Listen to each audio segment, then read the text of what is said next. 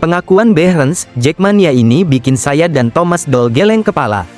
Pernyataan Behrens soal Jackmania bukan sekadar nostalgia, tapi pengakuan bahwa mereka pernah membuat dua figur Jerman sekaligus, dirinya dan Thomas Doll, benar-benar geleng kepala.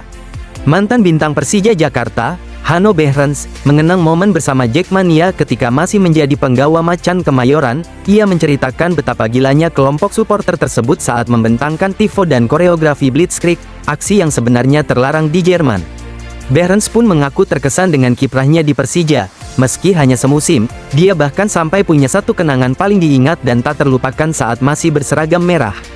Sebab, Jackmania kala itu menyuguhkan koreo bertuliskan Blitzkrieg. Di Jerman, Blitzkrieg adalah taktik perang yang berarti perang kilat atau serangan kilat, yang dirancang untuk meraih kemenangan cepat melalui serangan terfokus dengan tank, infanteri bermotor, dan dukungan udara. Koreo itu membuat Hanno Behrens yang berasal dari Jerman terkejut. Dia menyebut aksi kreativitas itu sangat kontroversial dan dilarang jika dilakukan di negaranya. Mereka punya spanduk, saya bahkan tidak tahu apakah ini diperbolehkan. Ada bendera Jerman dengan tank di atasnya, dan seekor macan sebagai lambang klub, lalu ada tulisan seperti Blitzkrieg, kata Hanno Behrens. Rasa kaget itu dibagikan oleh Behrens kepada pelatihnya yang juga berasal dari Jerman, dia adalah Thomas Doll, sehingga keduanya berujung kebingungan dengan koreo tersebut. Kalian tahu, kawan, ini berlebihan, jadi saya pergi berbicara kepada Thomas Doll, dan dia bilang kita tidak bisa menayangkan ini di Jerman. Lalu kami mencari tahu di Google, ternyata Blitzkrieg adalah taktik tempur Jerman dari Perang Dunia Kedua, lalu ada poster dengan tank, dan saya melihat ke sana, katanya. Pada akhirnya Hanno Behrens mengaku cuma bisa menggelengkan kepala bersama Thomas Doll, tapi mereka kemudian coba memahami maksud dan tujuan supporter. Kami berdua menggelengkan kepala, berdiri di sana, dan berpikir, tidak, kalian tidak bisa menayangkan ini di Jerman, terang dia.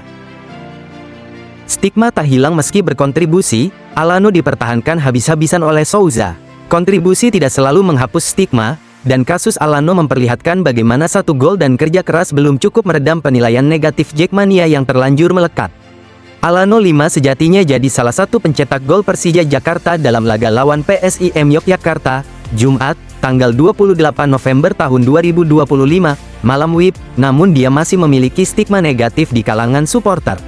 Dalam laga yang dihelat di Stadion Utama Gelora Bung Karno itu, Alano menorehkan satu dari dua gol kemenangan Persija atas PSIM.